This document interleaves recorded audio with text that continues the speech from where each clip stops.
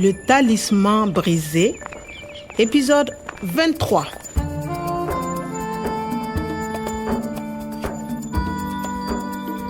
Waktu nogasi ɗiɗi no heddi kojomaji ɗiɗi miɗo sera jiib ɗo professeur Omar fadanno ha firte mi sifanike mo no police o jogori wadde. La police? C'est dangereux. Fendjougou et ses hommes sont armés, ils vont tirer. Professeur Omar holanoki no feewi garal police ngal o sikkuno ɓe mettanno siwliɓe ɓe ɓe jana e maɓɓe. Tous les soirs, les hommes boivent et mangent jusqu'à 10h30. La police doit attaquer avant. Après, c'est trop tard. Mi jaɓni policiɓe ɓe yoɓe jan e siwliɓe ɓe ko adi waktu nogasi ɗiɗi e feccere. Nous sommes à 200 mètres du campement. À 22h précises, on y va. Le talisman brisé. ɗi kojomaji ɗiɗi ɗin fof ɓuri juutde e gurdam am. Main derrière la tête. Personne ne bouge. Main derrière la tête. Et toi là, coupe pas là. Main derrière la tête. On ne bouge pas. Un geste et je tire. Vous êtes cerné. Par ici. Kwame, maintenant. Voilà. Professeur Omar, vous êtes libre. Merci, Kwame. Ouf. Toi, reste allongé. Ne bouge plus. Et toi? Je ne veux plus que tu me regardes. Alors, ça vient. Reste là. Restez allongé. Je ne veux plus que tu bouges. Reste dessus. Bon, ça va. Voilà un joli bracelet. Je crois que c'est terminé. Fendjougou est pris comme un rat. Kwame, ça va? Nathalie, oui, ça va. Le professeur aussi. Bonjour, professeur Omar. Je suis très heureuse de faire votre connaissance. Bonjour Nathalie, enchanté. Mon cher professeur, quelle joie de vous retrouver en bonne santé. Ah, monsieur Kabouré. Et vous, Kwame, félicitations. Merci. Grâce à vous, Omar est libre et nous n'avons pas payé la rançon. Quel beau travail. Merci. Kwame, tu as fait du beau travail. Ok. Professeur, Oui. Kwame, nous allons partir. Si vous voulez bien me suivre. D'accord. Je vous remercie aussi, Kwame. Il n'y a pas de mort. Fendjougou et ses complices sont arrêtés. Kwame, tu es vraiment le héros du jour. Je suis contente de te revoir. Contente? Oui, je suis heureuse de te revoir. Ah, ok. Nathalie, vous venez?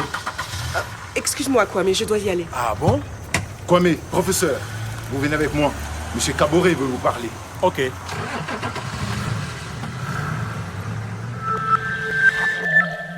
Nathalie no welti e yittude kam. Kwame, tu es vraiment le héros du jour. Le héros du jour. Jambaro o. Himɓe ɓe fof no jaara kam. Et vous, Kwame, félicitations. Grâce à vous, Omar est libre et nous n'avons pas payé la rançon. Jiyata no welti sabu mi walliɓe. Kalis maɓɓe hisi. Je vous remercie aussi, Kwame. Police o no welti sabu hay goto ma yani hen. Allah e feere am nde. Quel beau travail. Kwame, tu as fait du beau travail. E Nathalie. E yo, koten.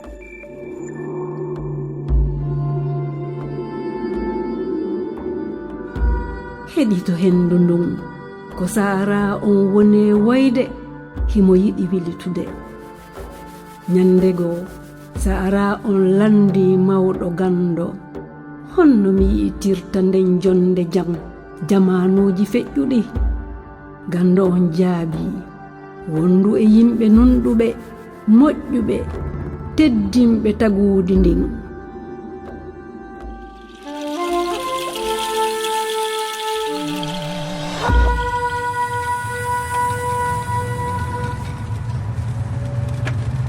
Nous sommes bientôt arrivés.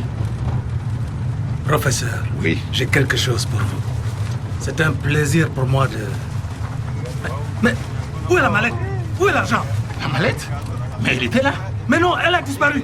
Kalisiji ɗi majji kono no ɗum waɗiri. Comment c'est possible? Comment c'est possible? La police gardait la mallette avec les 100 000 euros. Quelqu'un a mis la mallette dans cette jeep. Et le chauffeur a gardé la voiture pendant toute l'opération. Il faut trouver la mallette. Où est la mallette? Patron, To oya oto woni? vous avez la mallette? Patron, E to Nathalie woni? sa voiture est bien là. Mais où sont-ils? Patron, Nathalie? où êtes-vous? C'est pas possible. Nathalie? 100 000 euros. Il faut trouver la mallette. Nathalie?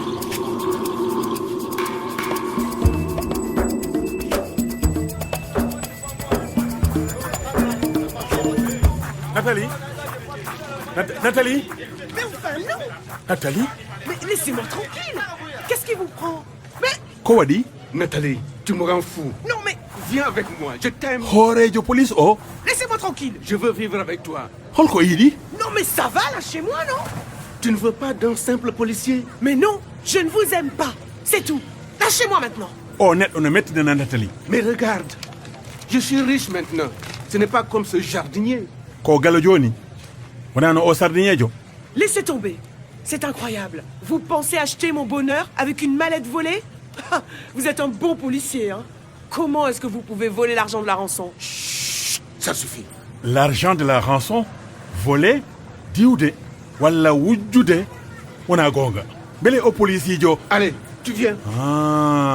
o policijo no eto sodde giggol Nathalie Lâchez-moi! Je vous dis de me lâcher! Tu te tais ou je tire, Nathalie. Tu ne veux pas venir avec moi? Tant pis pour toi. Je vais partir seul avec la mallette. min e ma joni hey Nathalie Non, mais qu'est-ce qu'il fait là, celui-là? ko cikkuɗa way an woni holon Nathalie pistolet o le pistolet À suivre. Le Talisman brisé, une production de Radio France Internationale et des éditions Edicef. Avec le soutien de l'Organisation internationale de la francophonie et du ministère des Affaires étrangères et européennes.